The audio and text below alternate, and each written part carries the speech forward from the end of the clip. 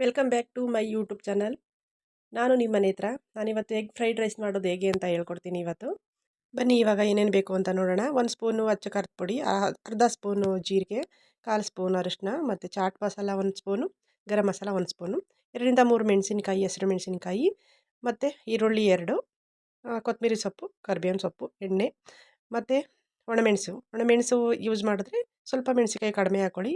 ಮತ್ತು 1 cup ಗೆಡ್ಡೆಕೋಸು, 1 cup ಹುರುಳಿಕಾಯಿ, ಅರ್ಧ ಕಪ್ಪು ಕ್ಯಾರೆಟ್ ಮತ್ತು ಮೊಟ್ಟೆ.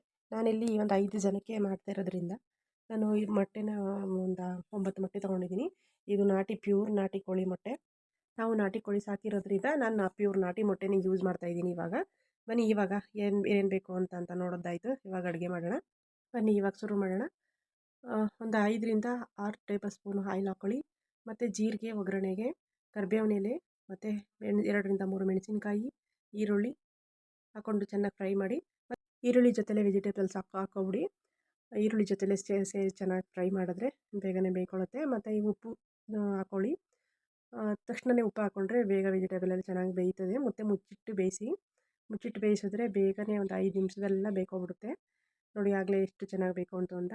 ಸರಿ, ಈಗ ಬೇಯ್ಕೊಂಡ ತಕ್ಷಣ ಅರಿಶಿನದ ಪುಡಿ ಒಂದು 1/4 ಸ್ಪೂನ್ ಹಾಕಿ, ಮತ್ತು 1ರಿಂದ 3/4 ಸ್ಪೂನು ಅಚ್ಚ ಖಾರದ ಪುಡಿ, ಮತ್ತು 1 ಸ್ಪೂನ್ ಗರಂ ಮಸಾಲ ಹಾಕ್ಕೊಳ್ಳಿ. ಚಾಟ್ ಮಸಾಲ ಲಾಸ್ಟಲ್ಲಿ ಹಾಕ್ಕೊಳ್ಳೋಣ ಇವಾಗ. ಹಾಗೆ ಫ್ರೈ ಮಾಡಿ.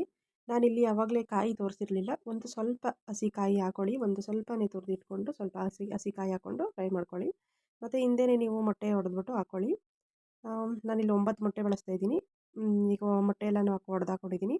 ಮೊಟ್ಟೆ ಹಾಕ್ಕೊಂಡು ಚೆನ್ನಾಗಿ ಫ್ರೈ ಮಾಡಿ. ಫ್ರೈ ಮಾಡಿದ ತಕ್ಷಣ ಒಂದು 3/4 ಭಾಗ ಫ್ರೈ ಆಗಿದೆ ಅನ್ನೋ ಅಷ್ಟರಲ್ಲಿ ಕಾಳುಮೆಣಸು 1 ಟೇಬಲ್ ಸ್ಪೂನ್ ಹಾಕ್ಕೊಳ್ಳಿ.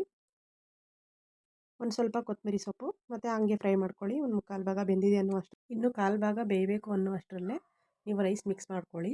ರೈಸ್ ಜೊತೆ ಮೊಟ್ಟೆ ಕೋಟಿಂಗ್ ಚೆನ್ನಾಗಿ ಆಗ್ತದೆ. ಚೆನ್ನಾಗಿ ಮಿಕ್ಸ್ ಆದ ತಕ್ಷಣವೇ ನೀವು ಗರಂ ಮಸಾಲಾನ 1 ಸ್ಪೂನ್ ಗರಂ ಮಸಾಲ ಹಾಕ್ಕೊಳ್ಳಿ. ಹಾಗೆ ಒಂದು ಸ್ವಲ್ಪ ಕಾಳುಮೆಣಸು ಲಾಸ್ಟಲ್ಲಿ ಕಾಳುಮೆಣಸು ಒಂದು 1/2 ಸ್ಪೂನ್ ಕಾಳುಮೆಣಸು ಹಾಕ್ಕೊಳ್ಳಿ. ಕೊತ್ತಂಬರಿ ಸೊಪ್ಪು ಹಾಕ್ಕೊಳ್ಳಿ. ಕೊತ್ತಂಬರಿ ಸೊಪ್ಪು ಹಾಕ್ಕೊಂಡ್ಮೇಲೆ ಮುಗೀತು, ರೆಡಿ ಆಯಿತು. ಇವಾಗ ನಾನು ಮಾಡಿರೋ ಎಗ್ ಫ್ರೈಡ್ ರೈಸ್ ನಿಮ್ಗೆ ಇಷ್ಟ ಆಯಿತು ಅಂತ ಅಂದ್ಕೊತೀನಿ. ಇಲ್ಲಿವರೆಗೂ ತಾಳ್ಮೆಯಿಂದ ನನ್ನ ವೀಡಿಯೋ ನೋಡೋದಕ್ಕೆ ನಿಮಗೆ ಎಲ್ಲರಿಗೂ ಥ್ಯಾಂಕ್ಸ್. ಮತ್ತು ಹಾಗೆ ನನ್ನ ಯೂಟ್ಯೂಬ್ ಚಾನಲ್ನ ಯಾರು ಮೊದಲನೇ ಸಲ ನೋಡ್ತಾ ಇದ್ದೀರೋ ಅವರು ದಯವಿಟ್ಟು ಸಬ್ಸ್ಕ್ರೈಬ್ ಮಾಡ್ಕೊಂಡು ನೋಡಿ. ಹೀಗೆ ನಿಮ್ಮ ಸಪೋರ್ಟ್ ಯಾವಾಗಲೂ ಇರಲಿ. ಟೇಸ್ಟ್ ಮಾತ್ರ ತುಂಬ ಚೆನ್ನಾಗಿದೆ. ಮಾಡ್ತೀನಿ ನೋಡಿ. Thank you so much.